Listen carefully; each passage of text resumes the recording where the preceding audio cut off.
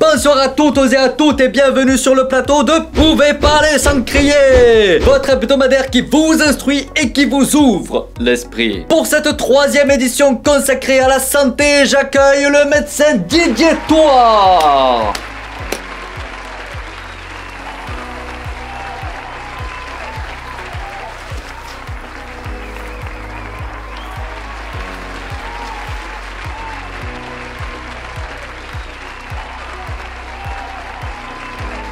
Et Monsieur Welrose. Bonsoir à vous aussi.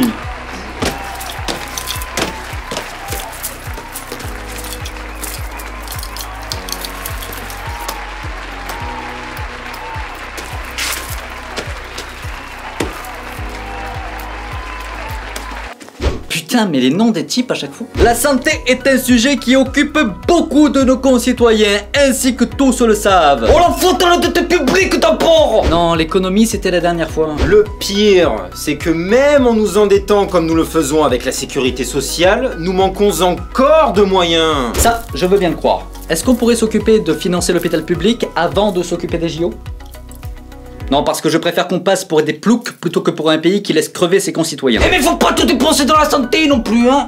C'est les lobbies pharmaceutiques qu'on fait tourner comme ça. Oh, vous êtes très étrange, vous. Moi, j'aimerais plutôt qu'on parle de ces fléaux que sont les drogues. Oui, parce que c'est ça, la véritable pandémie de notre monde actuel. Bah ouais, parce que le Covid, rien qu'il était artificiel. Rien que c'est un complot des gouvernements pour faire un génocide. Ah mais d'accord, mais vous êtes un complotiste, ok. Non, mais fallait commencer par là, d'accord. Pas du tout, tout ce que je dis c'est que la Terre est belle et plate. Moi je crois que ce que je vois et qu'est-ce que je vois c'est que la Terre est belle et plate. Mais non, mais... La courbure de la Terre, il suffit de faire un tour en avion pour s'en rendre compte. Soyez pas con non plus. Quoi qu'il en soit, le remède contre le Covid, moi je l'ai. Quand bien même c'est le cas, n'oubliez pas de créditer tout l'ensemble de votre groupe de recherche. Oui, mais c'est moi qui l'ai trouvé. Par suite d'un effort collectif, oui. Même ceux qui se sont plantés en amont, ça vous a permis d'évincer des fausses pistes. La médecine en général est héroïque. Pas vous spécialement. C'est stupide que héroïque, hein. Ils ont toujours pas compris les bienfaits de l'urinothérapie. Ouais, c'est sans doute qu'ils sont très cons alors. Et merci, ouais. Ou bien, c'est qu'aucune expérience scientifique ne vient étayer votre point de vue. Hydratez-vous avec votre pisse, ça fera du ménage. Darwin serait très fier, sans doute. Rien que se moque de moi, parce que je préfère me soigner avec des remèdes naturels. Mais tant que vous voulez. Tout ce qu'on vous demande, c'est de pas nous cracher à la gueule en nous disant que ça marche. Dites que vous y croyez et puis point barre, voilà. Moi je vais bien, mais la sécurité sociale, elle m'oblige à faire des vaccins qui rendent autiste. Mais c'est pour votre bien, bordel. Moi je sais que c'est pour mon mal. Ouais, non, le coup des vaccins, faut pas jouer au con avec par contre. Hein. Si vous voulez vous mettre en danger tout seul dans votre coin avec votre pisse, c'est vous que ça regarde à la limite. Mais le coup des vaccins, c'est les autres que vous mettez en danger. Vous voyez ? Il y en a qui sont allergiques, immunosupprimés et tout. Pensez à eux avant de venir faire votre cake. Et monsieur Charbonnier, il dit que j'ai raison d'abord. Ah putain, mais lui, mais c'est un... Oui. Oui.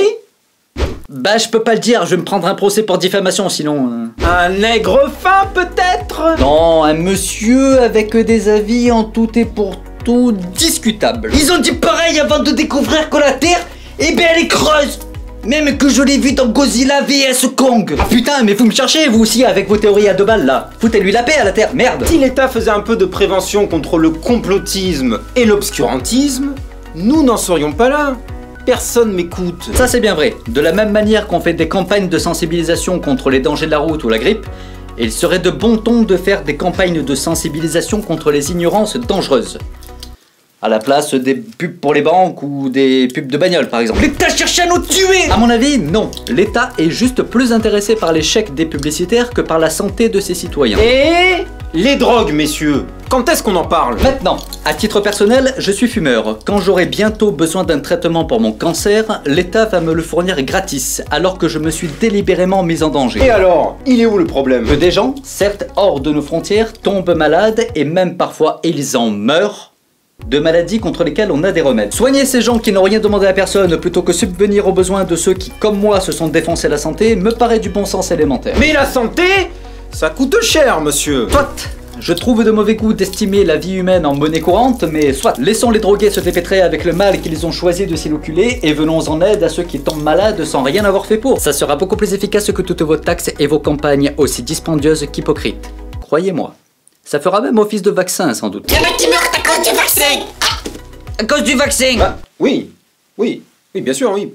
Pourquoi? Que des meurtriers à la solde des lobbies. Voilà. Ça, c'est parce que tu n'as pas bien compris le principe d'un vaccin. Si l'on a à notre disposition un moyen de sauver 1000 personnes, mais que ce même moyen en tue 5 par sa propre action, il n'y a pas besoin d'être mathématicien pour comprendre que ces 5 tués délibérément valent les 995 que l'on sauve en contrepartie. Donc quand le vaccin tue, il avait la preuve, il a dit. Un infime pourcentage, mais oui, bien sûr. Et le trou de la sécurité sociale, eh ben il n'existe même pas. C'est un complot. Ça, je n'en sais rien, faute d'être dans les cahiers de compte de l'État. Ce que je vois, c'est que nos médecins manquent de moyens pour agir. Et ça, c'est la seule réalité qui me préoccupe. Complot ou pas complot. Sauf dans les secteurs privés de la santé.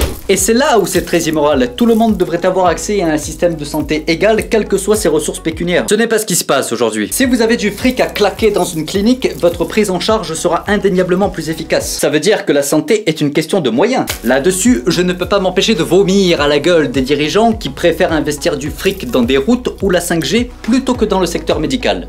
Un enfant s'occupe de jouer quand il n'est plus en danger de mort, pas pendant qu'il agonise. Faudrait légaliser les drogues pour les faire se détendre. Ah bah tiens, là je suis d'accord. Pas pour les faire se détendre à la cool, mais dans le sens où alcool, tabac, jeux d'argent sont déjà des drogues mortelles et en circulation. Les légaliser a permis de générer de l'emploi et un contrôle qualité, en plus d'enterrer les marchés parallèles. Mais le grand meurtrier de notre époque, ce n'est pas les drogues, c'est la pollution. Ce à quoi l'on remarque que la pollution d'un pays est proportionnelle à son PIB. Encore une fois, je ne suis pas politicien et ce sont sûrement des questions qui méritent d'être traitées tout en nuances parce que très complexes. Mais de mon point de vue, je ne peux pas m'empêcher de voter pour la décroissance économique étant donné que c'est ce qui nous tue. Tout à fait. Et le crash de Roswell, il a fait quoi? Il a fait fondre la calotte polaire. Oh non, putain, mais ta gueule toi, c'est un fake Roswell. Et les médecins, tous des corrompus qui vont dans le privé. Est-ce qu'on peut reprocher à un soignant qui voue sa vie à sauver celle des autres d'aller dans un endroit où on lui donne les moyens de le faire? La privatisation du secteur médical me paraît une déviance dangereuse. C'est à l'État de faire en sorte que le cadre public réponde aux demandes de ses médecins et non aux médecins d'avoir à se débattre contre les restrictions de l'État. Et monsieur Casasnovas, il a des remèdes contre mes problèmes de santé. Et pour pas cher, hein. Monsieur Casasnovas, c'est un... Le problème du procès pour diffamation, hein. Eh oui, je sais, oui. Oui, un salopard de la pire espèce. Vous êtes sûr que c'est valide pour éviter le procès, ça? Pas du tout, mais je serais fier de mettre cette ordure devant une cour de tribunal. Et l'homéopathie, ça se trouve en pharmacie? Ça au moins c'est bon pour la santé. Les laboratoires Boiron sont des menteurs en même temps que des profiteurs de l'ignorance. Allez voir sur quoi repose l'homéopathie, il faut être un sacré fils de pute pour vendre ça sur le marché de la santé. Oh Jean-Pierre, là, je crois que le procès est inévitable, hein. On le voit, là.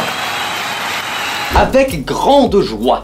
J'ai bien trop de respect pour nos médecins pour craindre de m'attirer les foudres des petites salopes qui leur pourrissent la vie. Bon, voilà pour ce 3e épisode de Pouvez parler sans crier. Ah non, vous allez pas encore me couper l'antenne alors que je commence à peine à m'échauffer, hein. Merci à toutes et à toutes d'avoir suivi ce débat enrichissant et plein de bienveillance. À la semaine prochaine pour un numéro consacré à...